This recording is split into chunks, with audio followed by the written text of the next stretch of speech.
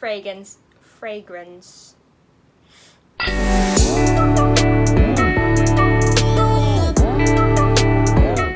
guys, and welcome back to my channel. And if you're new, welcome to my channel. My name is Platinum Christy, and I would really love it if you would please subscribe and hit that notification bell so that you know when I post a video every week.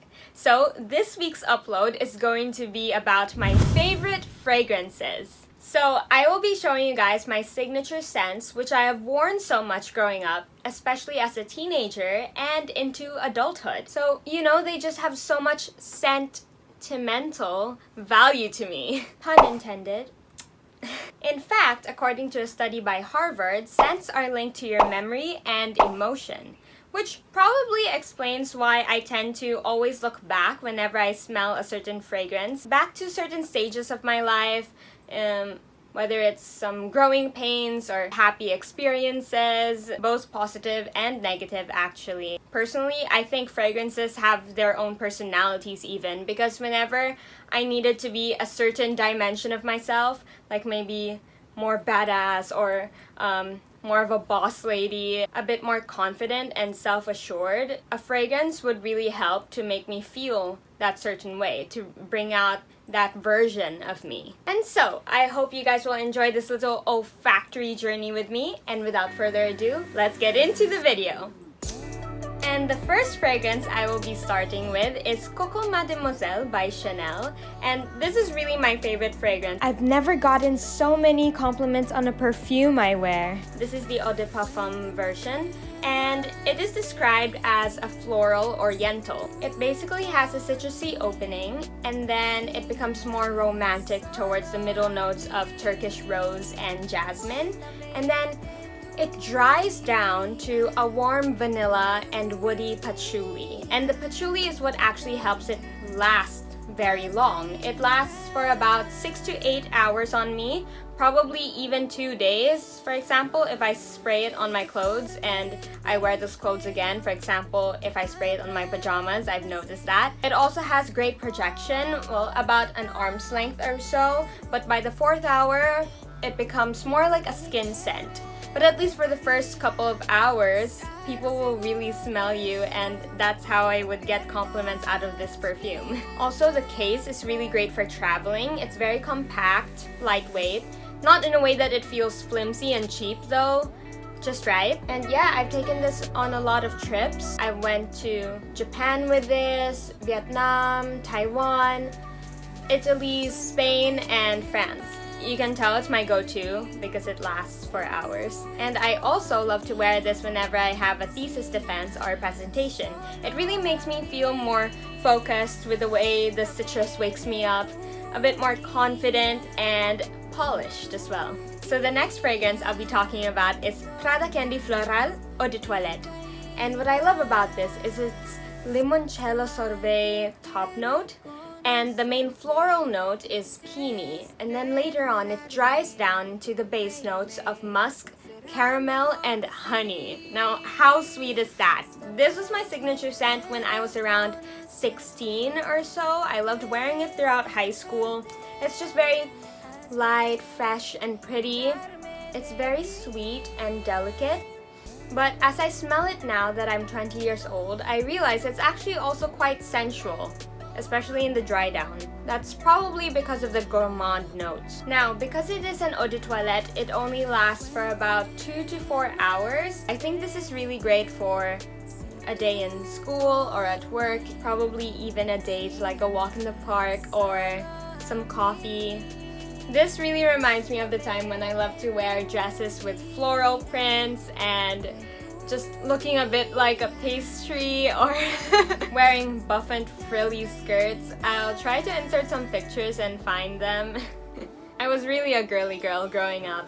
I'd also wear this a lot whenever I'd have singing performances, when I perform for international delegates.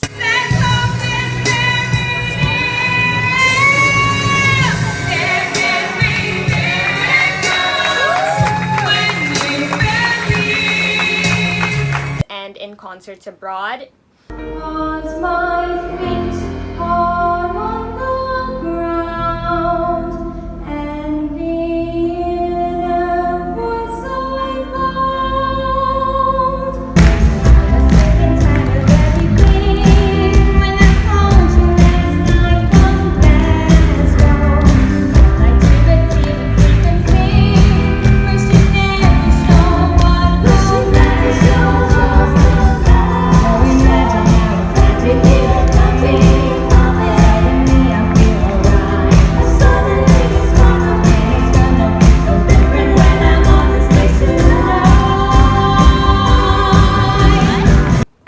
I just feel that so much of singing, for example, it involves a certain sense of being delicate and open and vulnerable, but also impactful and strongly expressive. And I feel like this perfume somehow embodies that.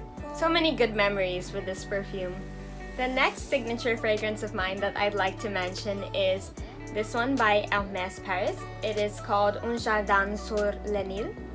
And this one is described as a citrusy green fragrance. It opens with green mango and it also has notes of lotus and sycamore wood. It's also very long lasting, lasts a good 6 to 8 hours. I feel like this is such a sophisticated and modern take on the nature vibe. It actually wakes me up, especially with the citrusy notes. So it's like a wake up and thrive, grow, like nature and all. I feel like I'm trying to explain something that's quite intangible almost, because it's like scent, fragrance. You can't hold it, you can't touch it, you can only experience it. So the image that I get from this is that I woke up in Paris to a warm sunrise, walked outside on my dewy garden or something, and had a fruit medley at the Ritz. This was actually my go-to perfume for when I would take my exams, because it wakes me up. And these included entrance tests for universities when I was back in high school, as well as international competitive exams like the Cambridge International Examinations. And these were tests that I actually aced, so very good memories with this. Received distinction. Wearing this, it does make me feel quite distinct. I think it's a very unique fragrance, and I feel wearing this gave me a lot of confidence in taking my exams.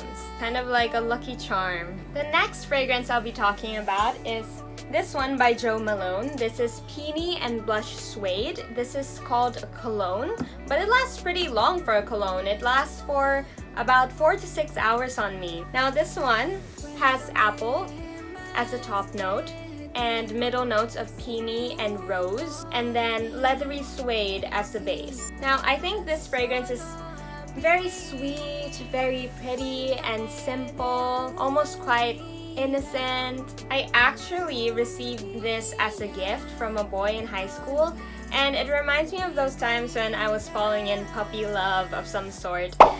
It also reminds me of my idea of love back then, because to me, love was, for example, at first when you meet someone, it's very juicy and exciting, which is kind of similar to the apple top note or the apple opening. And then it probably would get a bit more romantic towards the middle, like a bed of roses or a bed of peonies. And then you're also quite aware though that each flower has its thorn. Not saying it's like completely perfect. And then if it's real love, then it will be very comforting and grounded, which I feel in the dry down of this with the leathery suede. So yeah, wow, going really deep about a perfume, but oh wow, that's my take. So yeah, it's a very pretty fragrance. It's kind of flirty, but in an innocent, wholesome way. So my last signature fragrance that I want to share with you guys is this one. It's from Jo Malone, and my best friend from high school made it just for me. It says Latin even. So for those of you who don't know me personally, my nickname is Latin. It's derived from Platinum Christi, for example. Just take out some letters from my whole name and it's Latin. So this is basically a jasmine fragrance. It has a very green, citrusy opening to me, kind of similar vibes as this one. And then it has floral middle notes. That's where the jasmine comes in, and it later dries down after half an hour or so into some sort of powdery notes and sweet vanilla. At least that's what I get from this. So I really appreciate that my best friend got me a floral perfume. She knows that I love florals. She said that she also made one for herself, but that one was aquatic. For me personally, I really love jasmine because I think it's such a delicate white flower, but also very strong with a very potent, sweet-smelling scent. And I just feel that those contrasting characteristics, being delicate and strong at the same time, put together and bottled up, I think it's such a special gift. Thanks, Mars! So those are my favorite signature fragrances of all time growing up. I hope you guys enjoyed my own personal take on them, how I perceive these fragrances, and how I've experienced certain stages of my life wearing these perfumes. Of course, fragrance is something that's very personal. Not everyone will like what you like, for example. Fragrances also smell differently on each and every person depending on body chemistry. So I say when you pick a fragrance, just pick whatever you want to wear. Who cares how many compliments you get or don't get? At the end of the day, it's really just about how that fragrance makes you feel. And thank you for letting me share with you how these perfumes have made me feel. So I really hope this video inspires you all to go out there and maybe try some new fragrances or revisit some really great old ones. I really love smelling a perfume and just looking back on some good memories. Sometimes they bring back bad memories. Sometimes I couldn't even have the courage to wear a certain perfume just because of how it would make me feel. Thoughts of negative experiences, especially things that ended, whether it was a relationship or maybe it was an awesome trip around the world from Asia to Europe that apparently I can't do anymore considering the global circumstances, at least for now.